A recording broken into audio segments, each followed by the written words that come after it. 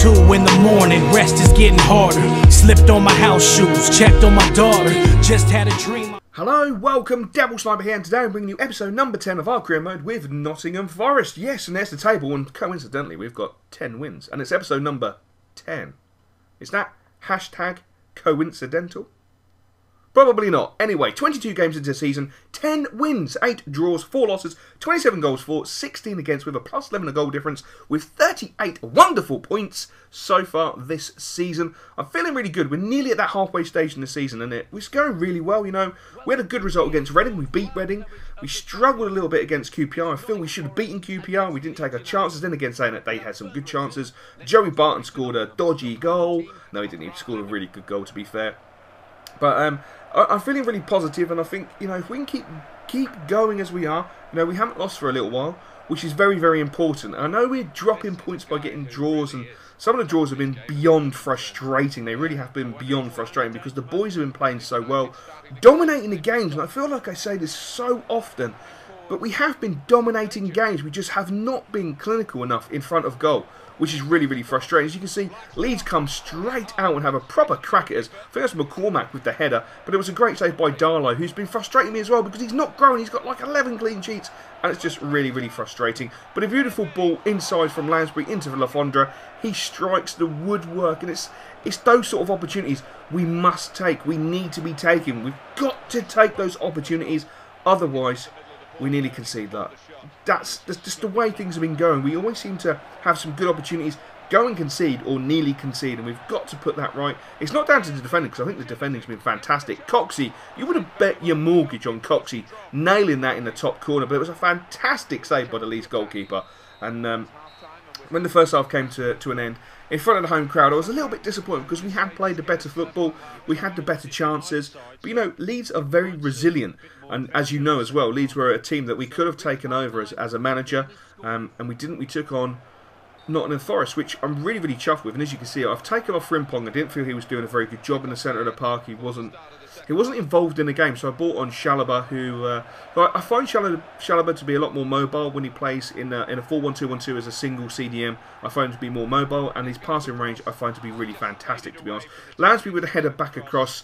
He couldn't get it on target, unfortunately. If he got it on target, I would have been really, really chuffed, because it was a nice move. And again, what comes back to haunt us? Oh my days, I love it when players collide, I really do. And as you can see, I was slightly frustrated from that, and a couple of diving in challenges by the lads, not me, obviously.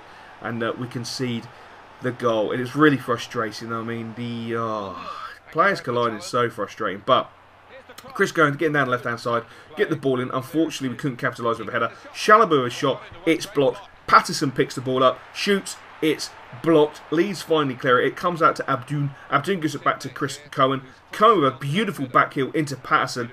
Patterson, look at this, ready? 1, 2, 3, turn.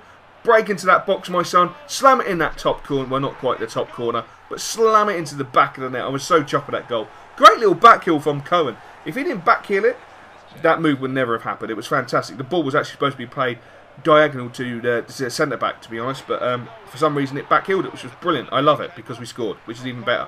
Jamal has a great header there. Unfortunately, can't put it in, but look at this ball through into Coxey, and you'd put your mortgage on Coxey getting there. Of course he gets there, but he can't score the goal, unfortunately. But he's such an amazing player at this moment in time.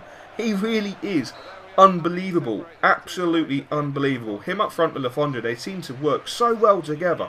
But Coxey, honestly, I don't understand why he's so good, but he feels really overpowering with his strength and really, really overpowering with his finishing at times. It's phenomenal. Anyway, we are coming into this section where we're going to be able to go into the transfer window. And a few players that you have been recommending throughout the season in the comment section have been presented for you here. We've made inquiries and we're seeing how you know, what the ground is basically, if we can make an approach, if we can't make an approach. Obviously there's some contract negotiations going on as well. Thankfully a lot of the boys have been fantastic and just accepted contracts. Excuse me, which has just been brilliant. Absolutely brilliant. I put a cheeky request in for Wilton and obviously for McCormack. Naki Wells 1.7 million or Lee Griffiths 2.4 million. Naki Wells at 1.7. I thought that was a lot of money. When I thought about it, you know, he's playing in League One, he's scoring on a regular basis. He's a very pacey striker.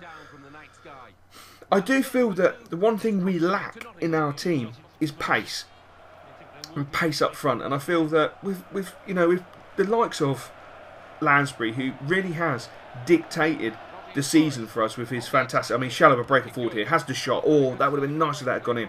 But Lansbury's been dictating the game with his passing range. I feel if we had Naki Wells, I honestly feel would score a lot more goals. And I feel once he's settled into the team, we could go on a hell of a run and seriously consider title status or automatic promotion. And I thought to myself, when that ball was passed across field, I thought to myself when Abdul didn't get to it, I thought, do you know what, it's not going to be our day.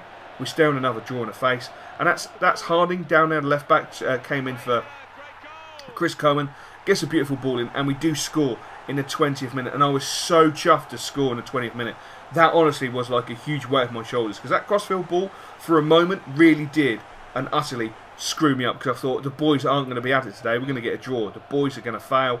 And I couldn't take another draw. But as you can see, Yeovil coming straight back, and that's Miller, who's actually on loan from Forest, sets up the equaliser. Oh my days, 24th minute, 4 minutes later, and we've conceded.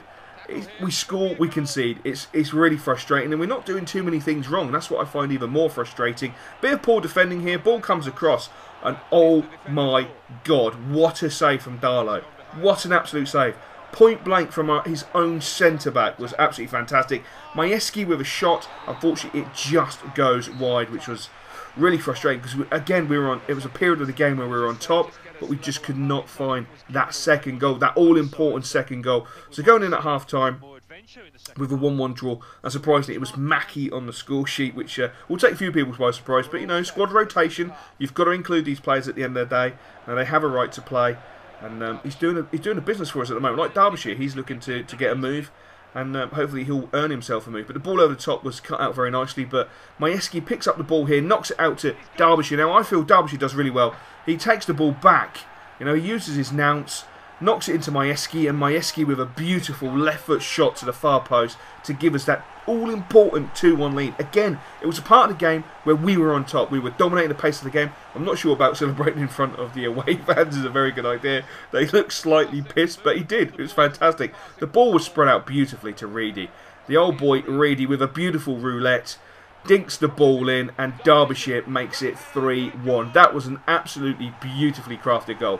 The ball over the top into Reedy. Reedy with that roulette. And then the finish, and look at the home fans going absolutely insane, and they deserve it. I mean, beautiful play by Reedy. Chip back, Derbyshire 3-1.